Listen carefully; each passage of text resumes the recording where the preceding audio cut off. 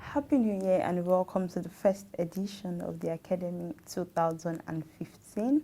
We're going to be looking at a very interesting topic on this episode of the Academy, with the current situation facing the Nigerian economy of falling crude oil prices and the devaluation of Naira. We're going to be looking at how this affects SMEs in Nigeria. With me to discuss this very interesting topic is Mr. Fidelis Stephen, who is the research analyst at ProShare Nigeria. It's great to have you with us on the Academy. Thank you, and compliment of the season. Same to it's you. It's good to be on your show. Thank you very much. Same to you, Stephen. Yeah. All right, first I'm going to be asking you, the country is going through a critical period right now with the falling crude oil prices. Okay. But with the devaluation of Naira, how exactly do you think this will affect SMEs in Nigeria? Yeah, the devaluation of Naira is definitely going to affect SMEs, in Nigeria. SMEs, they are very peculiar sectors, of the economy. Mm-hmm. So definitely, the devaluation has made exports, very, very cheap and imports very expensive. So what that means for SMEs is that, especially those that are dependent on imports, that import their raw materials, is going to push up their cost of production, and that is going to affect, their total cost. So what that means in effect is that they are either going to the SMEs are either going to increase their selling prices in order to cover that cost, or they have to cut their margins and take a reduction in revenue.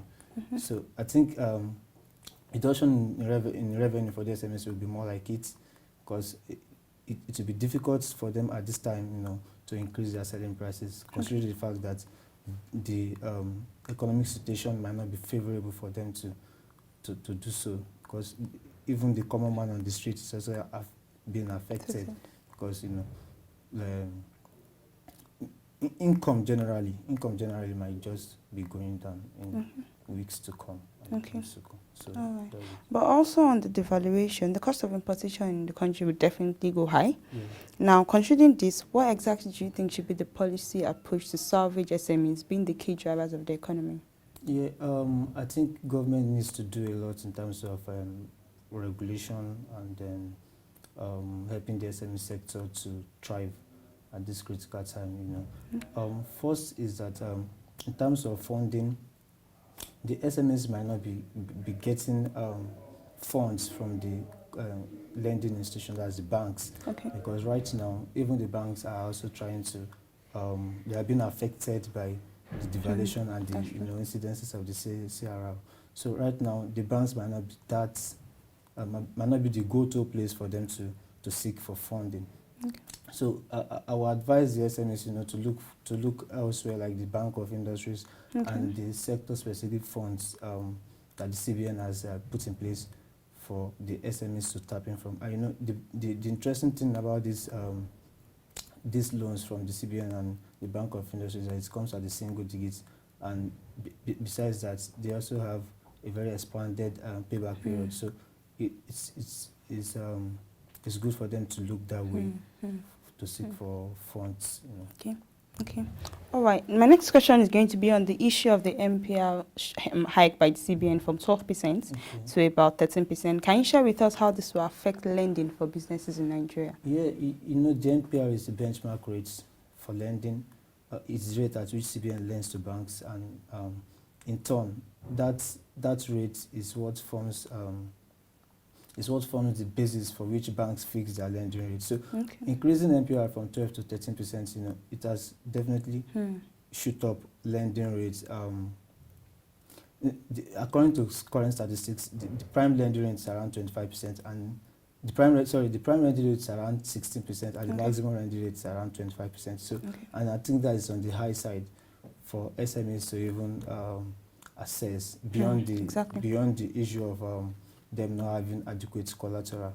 So cost of lending definitely has gone up as a result of the increase in CRR. Okay.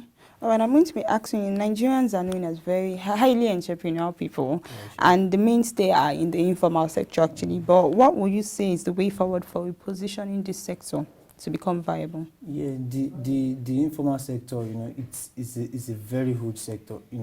If you understand the bottom of the pyramid analysis. There's a lot of Nigerians operate at that level where, the hairdresser on the streets, the barber, the retail, these petty retail traders, and all that. So I think government needs to do, in terms of regulation, my sense is that government should provide a kind of cluster arrangements for these people where you have retail arrangements of SMEs dealing along a particular line of business who come together to operate, provide a cluster where they can share resources, they could share a lot of resources. That arrangement in essence would help them reduce their costs a lot.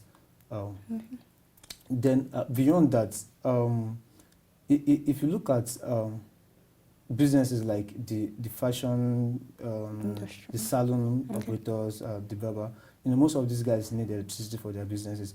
If government could just step up its efforts in the bid to get steady power supply, I think it will go a long way in helping them reduce their costs, and then that can translate to can have an expansionary effect on their businesses. I think government should do, in terms of regulation, government has to just step up a little to help these sectors thrive. Okay, I'm going to take a cue back from something you said about the banks also being affected by the devaluation of Naira and funding. Now, looking at the projecting into the year 2015, is there any research that has been done to show that probably furthermore, the cost of Naira will be devalued furthermore in the year 2015? Well, as you speak, there's no such likelihood that it will be devalued. From the monetary authorities, we've not gotten any cue that such thing might happen, but the financial environment is not something that is static, it's dynamic. Situations might warrant that the monetary authorities might come up to say, okay, fine, we can no longer peg the Naira at 168 official price. Maybe we should just step it up a bit. And if you look at if you want to do a comparison between the official price of 168 Naira to $1 and what it says for in the para market, discover that the gap is widening. Since the CBN came up with the pronouncement on the 25th of November 2014, increasing the official benchmark, the official exchange rate of Naira to dollar to 168%. The value of the Naira at the parallel market has increased. As at yesterday, it was 190. In the last 2 weeks, it has been selling between 183 and 190. So you can see that the gap compared to the official rate is wide. Okay, finally, I'm going to ask you what your advice would be, not even only for businesses currently in this situation with the economy, but also for other people on what exactly should be their financial dependency rates and investment rate in this current state of the economy? Okay, if I get that question right, I think in 2015, well, fine, we might not be in a very good economic situation, but the situation also provides an opportunity for thinkers, to make money. Like business operators who are really proactive, who are, enterprising and innovative in their thinking. It's an opportunity for them to, look at how they can exploit, the challenges the opportunities that has also come with the challenges of economic of Naira devaluation, and see how they can take advantage of such. And for investors, on the stock market, you can see that stocks are selling very, very cheap now. So it's a time to cash in on that and see what margins you can make in weeks and months to come. All right. Thank you so much for being in the Academy for this edition. And I hope the situation in the economy will definitely get better. Yeah, it's great having you, Stephen. Thank you so much. Thank you. It's my pleasure to be here. All right. And that will be all on the Academy, this first edition for today. For further information, please do contact us at the Academy at webtvng.com. Also, don't forget to keep it a date with us on next episode. I'll be discussing another very interesting topic.